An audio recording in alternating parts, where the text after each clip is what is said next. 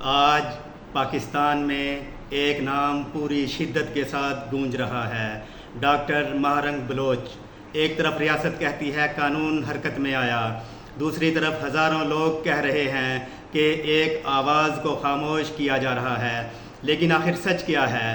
Doctor ماہرنگ Baloch کون ہیں؟ ان کی جدوجہد کیا تھی؟ ان پر الزامات کیوں لگے؟ اور عمر قید کی سزا نے پورے ملک میں اتنا بڑا طوفان کیوں کھڑا کر دیا؟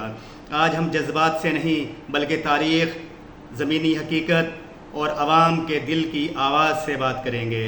میں ہوں ہارون رشید اور آپ دیکھ رہے ہیں ڈیجیٹل دنیا، جہاں ہم سچ کو بے نقاب کرتے ہیں اور دکھاتے ہیں مستقبل کی تصویر۔ بلوچستان، وہ سرزمین جس کے سینے میں سونا بھی ہے، گیس بھی ہے، قدرتی وسائل بھی ہیں، لیکن وہاں کے لوگوں کے نصیب میں دہائیوں سے محرومی، خوف اور بے یقینی لکھی گئی۔ وہاں کتنی مائیں ایسی ہیں جو آج بھی دروازے کی طرف دیکھتی ہیں کہ شاید ان کا لاپتہ بیٹا واپس آ جائے۔ کتنی بہنیں آج بھی تصویر ہاتھ میں پکڑے بیٹھی ہیں، کتنے بچے اپنے باپ کے انتظار میں جوان ہو گئے، اور انہی زخموں کے درمیان ایک آواز ابھری، ڈاکٹر ماہرنگ بلوچ، ایک پڑھی لکھی لڑکی، ایک ڈاکٹر جس نے آرام دہ زندگی چھوڑ کر احتجاج کے راستے کا انتخاب کیا۔ وہ کہتی تھیں اگر کسی کا بیٹا غائب ہے تو سوال پوچھنا جرم نہیں ہونا چاہیے۔ ان کی سیاست اقتدار کی سیاست نہیں تھی، وہ جلسوں میں وزارتیں نہیں مانگ رہی تھیں، وہ کہتی تھی لاپتہ افراد کا حساب دو، بلوچستان کے لوگوں کو عزت دو، انصاف دو۔ اسی وجہ سے بہت سے لوگ انہیں بلوچ عوام کی آواز کہتے ہیں۔ لیکن پھر ریاستی اداروں اور حکومت کی نظر میں صورتحال بدلنے لگی۔ ریاستی موقف یہ ہے کہ بعض احتجاج صرف احتجاج نہیں رہے، بلکہ ان میں اشتعال انگیزی، ریاست مخالف بیانیہ اور تشدد پیدا ہونے لگا۔ حکومت اور پراسیکیوشن کے مطابق گوادر میں ہونے والے ایک احتجاج کے دوران حالات خراب ہوئے، سرکاری گاڑیوں پر حملہ ہوا اور ایک نیم فوجی اہلکار شبیر بلوچ جان سے گیا۔ پراسیکیوشن نے موقف اختیار کیا کہ ہجوم کو مشتعل کرنے اور ماحول خراب کرنے میں بعض رہنماؤں کا کردار تھا، جن میں ڈاکٹر ماہرنگ بلوچ کا نام بھی شامل کیا گیا۔ انہیں دہشت گردی، بغاوت، قتل پر اکسانے اور ریاست مخالف سرگرمیوں جیسے سنگین الزامات کا سامنا کرنا پڑا۔ اور پھر وہ لمحہ آیا جس نے پورے ملک میں ہلچل مچا دی، عدالت نے عمر قید کی سزا سنا دی۔ اب سوال یہ ہے، کیا واقعی ایک انسانی حقوق کی کارکن دہشت گرد بن گئی، یا پھر ایک سیاسی آواز ریاست کے لیے ناقابل برداشت ہو گئی؟ یہی وہ سوال ہے جس نے پاکستان کو دو حصوں میں بانٹ دیا ہے۔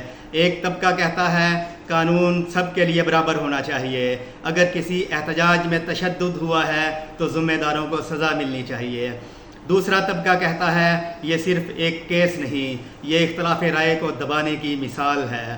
انسانی حقوق کی تنظیمیں کہتی ہیں بلوچستان میں جبری گمشدگیوں اور انسانی حقوق کے مسائل پر آواز اٹھانے والوں کو مسلسل دباؤ کا سامنا رہا ہے، اور اب ڈاکٹر ماہرنگ بلوچ کی سزا کو بھی اسی سلسلے کی ایک کڑی کہا جا رہا ہے۔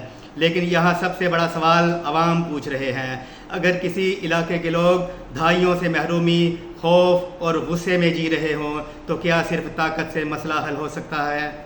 کیا جیلیں دلوں کے فاصلے ختم کر سکتی ہیں؟ کیا بندوقیں نفرت ختم کر سکتی ہے؟ یا پھر انصاف، مکالمہ اور اعتماد ہی واحد راستہ ہے؟ آج سوشل میڈیا پر ایک جنگ چل رہی ہے۔ کچھ لوگ ڈاکٹر ماہرنگ بلوچ کو ہیرو کہہ رہے ہیں، کچھ انہیں ریاست مخالف بیانیہ کا حصہ قرار دے رہے ہیں، لیکن ایک حقیقت سے کوئی انکار نہیں کر سکتا، بلوچستان آج بھی پاکستان کا سب سے حساس زخم ہے، اور جب تک اس زخم پر انصاف کا مرہم نہیں رکھا جائے گا یہ بحث ختم نہیں ہوگی۔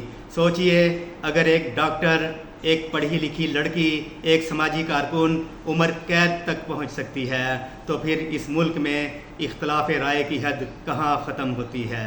کیا سوال پوچھنا جرم بن چکا ہے؟ کیا احتجاج صرف تب تک جائز ہے جب تک وہ حکومت کے حق میں ہو؟ یا یہ کیس صرف ڈاکٹر ماہرنگ بلوچ کا کیس نہیں رہا، یہ پاکستان کے مستقبل کا کیس بن چکا ہے۔